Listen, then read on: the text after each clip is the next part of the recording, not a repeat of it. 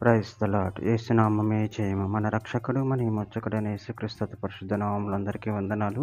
చిన్న ప్రార్థన ద్వారా ఉదయకాల వాక్యదానం చేసుకుందాము.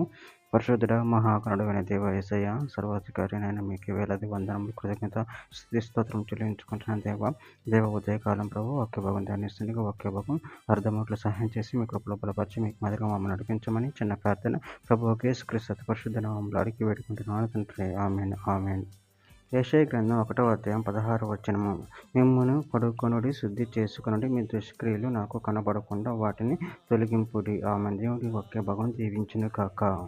ప్రభునందు ప్రియులారా, ఇక్కడ వాక్య భాగంలో గమనించినట్లయితే మిమ్మును కడుక్కొనుడి, శుద్ధి చేసుకొనుడి, మీ దుష్క్రియలు నాకు కనపడకుండా వాటిని తొలగింపుడి. అదేవిధంగా ఇక్కడ వాక్య భాగంలో గమనించినట్లయితే ఇర్మీయా గ్రంథం 4వ అధ్యాయం 14వ వచనంలో, యెరూషలేమా, నువ్వు రక్షింపబడినట్లు నీ హృదయంలో నుండి చెడుతనము కడిగి వేసుకొనుము. ఎన్నాళ్ళ వరకు నీ దుష్టాభిప్రాయములు నీకు కలిగి ఉండును. కొరింథీయులకు రాసిన 2వ పత్రిక 7వ అధ్యాయం 1వ వచనం. ప్రియులారా, మనకి ఈ వాగ్దానములు ఉన్నవి కనుక దేవుని భయంతో పరిశుద్ధతను సంపూర్తి చేసుకొనుచు శరీరమునకును ఆత్మను కలిగిన సమస్త కల్మషము నుండి మనను పవిత్రులుగా చేసుకొందుము. యాకోబు రాసిన పత్రిక 4వ అధ్యాయం 8వ వచనం. దేవుని యొద్దకు రండి, అప్పుడు ఆయన మీ యొద్దకు వచ్చును. పాపులారా, మీ చేతులను శుభ్రం చేసుకోండి, దీమనస్కులారా, మీ హృదయములను పరిశుద్ధపరచుకోండి. యెషయా గ్రంథం 55వ అధ్యాయం 6-7 వచనములలో, యెహోవా మీకు దొరుకు కాలమునందు ఆయనను వెదుకుడి, ఆయన సమీపంలో ఉండగా ఆయనను వేడుకొనుడి. భక్తిహీనులు తమ మార్గమును విడవలెను, దుష్టులు తమ తలంపులను మానవలెను.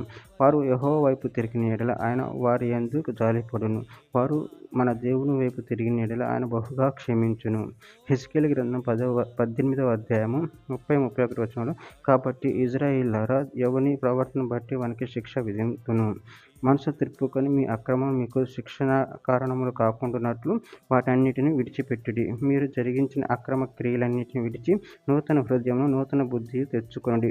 ఇశ్రాయేలీయులారా, మీరెందుకు మరణం నొందుదురు? ఇదే ప్రభువగు యెహోవా వాక్కు. చివరిగా ఒక మాట, తీతుకు రాసిన పత్రిక 2వ అధ్యాయము 13వ వచనము. అనగా మహాదేవుడును మన రక్షకుడైన యేసుక్రీస్తు మహిమ యొక్క ప్రత్యక్షత కొరకు ఎదురు చూచుచు ఈ లోకంలో స్వస్థబుద్ధితోనూ నీతితోనూ భక్తితోనూ బ్రతుకుతుండవలని మనకు బోధించుచున్నది. ఆమె. దేవుని వాక్య భాగం దీవించును గాక. చిన్న ప్రార్థన చేసుకుందాము. పరిశుద్ధుడ, ప్రేమ కలిగిన దేవ యేసయ్యనైనా మీరు ఇచ్చిన వాక్యదానాన్ని బట్టి ప్రభువా మీ కృతజ్ఞతలు చెల్లించుకుంటున్నాను తండ్రి. మీరే మాకు తోడుగా ఉన్నారు.